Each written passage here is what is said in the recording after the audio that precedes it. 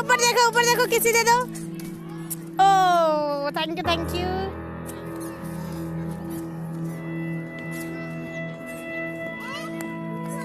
फिर उधर जा रहे हो, मत जाओ ना उधर, चोट लग जाएगी बेटा। मम्मा पढ़ाई लिखाई माँ कराती थी? हाँ मम्मी कराती थी पढ़ाई लिखाई, डॉक्टर ही बनने के बारे में कराती थी। क्या क्या पढ़ाती थी? Urdu, English, math, science. Mummy के साथ पढ़ाई अच्छा लगता था? हाँ। अभी बोलेगा ना, देख लेना। हम 10 साल के आयूब और 6 साल की नाजिया से उनकी अम्मी शब्बो की मौत के बाद की ज़िंदगी के बारे में बात करना चाहते थे, लेकिन हम उनकी यादों के बारे में ही बात करते रहे। दोनों बच्चों को अभी इस बात का एहसास नहीं है कि उनकी अम्मी नहीं रहीं।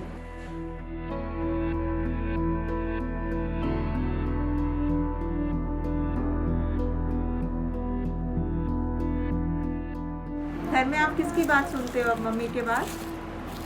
नानी। नानी नाना प्यार करते हैं बहुत? हाँ। कौन फेवरेट है आपकी, नानी या नाना? नानी, नाना की चमची। शब्बो 6 साल पहले अपने बच्चों की खातिर एक अपमानजनक शादी से बाहर निकल गई थी। उनके बच्चे ही उनकी दुनिया थे। ये सिलाई मशीन उनकी कमाई का एकमात्र जरिया था, जिससे वो कपड़े सिला करती थी। इसके जरिए वो अपने बच्चों आयूब और नाजिया का पालन पोषण करती थी, लेकिन अब इस सिलाई मशीन का कोई इस्तेमाल नहीं है। शब्बो के माता पिता उनका आर्थिक रूप से सपोर्ट नहीं कर पाते थे, लेकिन उनके और बच्चों के साथ रहने से खुश थे।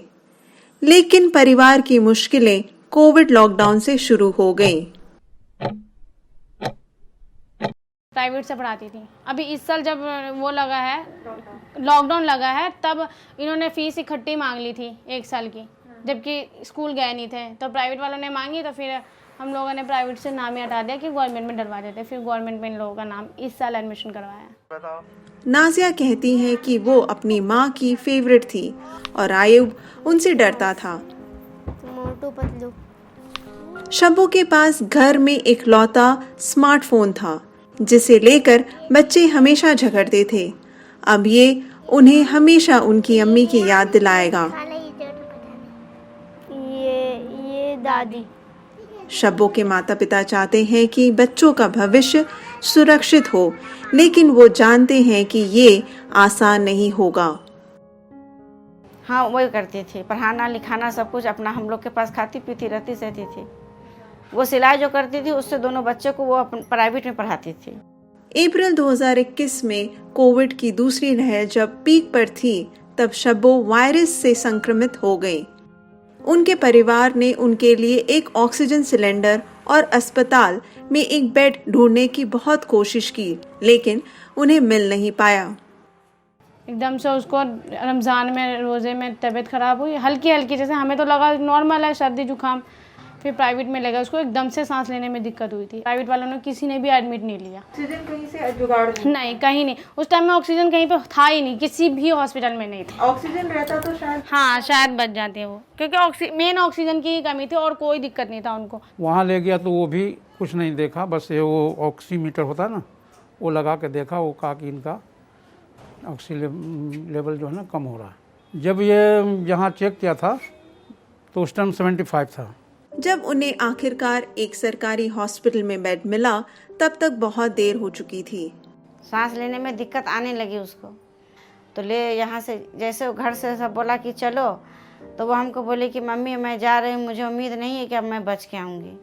उसके बाद जब चलने लगी तो मुझे बोली कि मेरा बच्चा दोनों तुम्हारा, कुछ हो गया तो हमारा बच्चा तुम्हारे पास रहेगा, मेरी गलती माफ़ कर देना, पापा को बोलना मेरी गलती माफ़ कर देने को। मैं कहा ऐसा नहीं बोलते बेटा, अच्छी हो के आ जाएगी तू, कुछ मत बोल। भाई के साथ गई, अब वहाँ पर गाड़ी में बैठाया, दोनों भाई दोनों तरफ से गोदी में ले लिया, आ गया। और हमारे जेठ के लड़के सब थे बैठे गाड़ी में।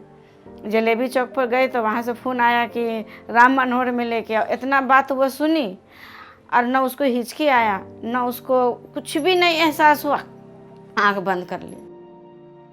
शब्बो के परिवार के लिए सबसे बड़ा चैलेंज अब ये होगा कि वो किस तरह शब्बो की डेथ का कारण कोविड दिखाएंगे, क्योंकि ना ही वो RT-PCR टेस्ट करवा पाए और ना ही किसी हॉस्पिटल में उसको भर्ती करवा पाए।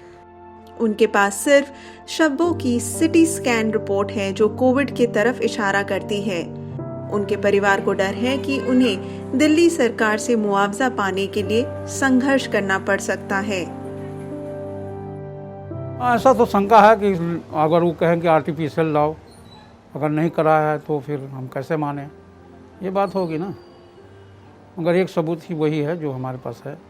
अब कितनी सारी भाग दौड़ करनी ही पड़ेगी, क्योंकि सरकारी कामों में तो आराम से होता नहीं है, पता है आपको। भाग दौड़ जितनी कर लो उतना है। पर मैं चाहूँगी कि जो नहीं हो पाया, लेकिन जो हमारे पास प्रूफ है उसी से मिल जाए मुआवजा बच्चों के लिए बस।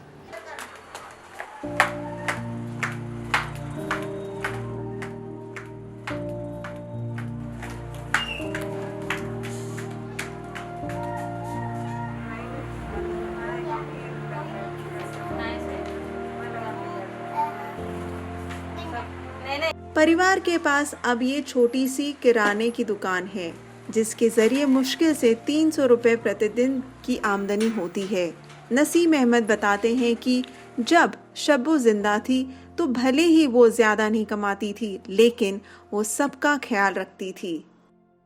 अब जैसे मेरे आँख बनना था तो पैसे नहीं, तो वो पैसे दी थी, तो ऐसे भी मदद करती थी।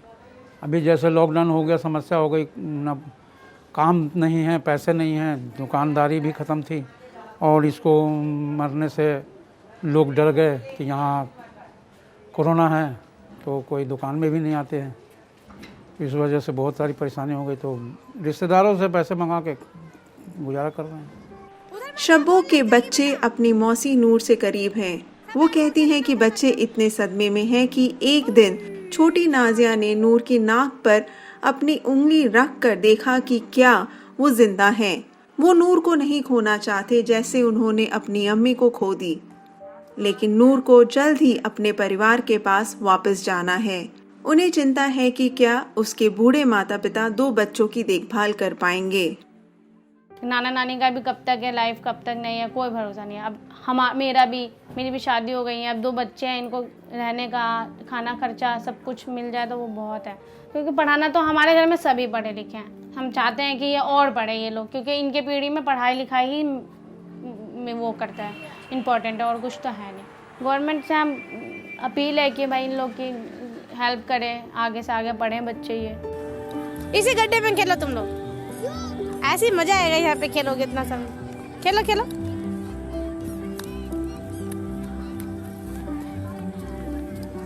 अरे बाप रे, कहाँ फेंक रही है? आजा, भाग के आओ। ये खेलो। Our COVID ground reports cost us about 7.5 lakh every month. You can help our reporting from the ground. Go to thequint.com, click support the Quint tab, choose a plan and pay.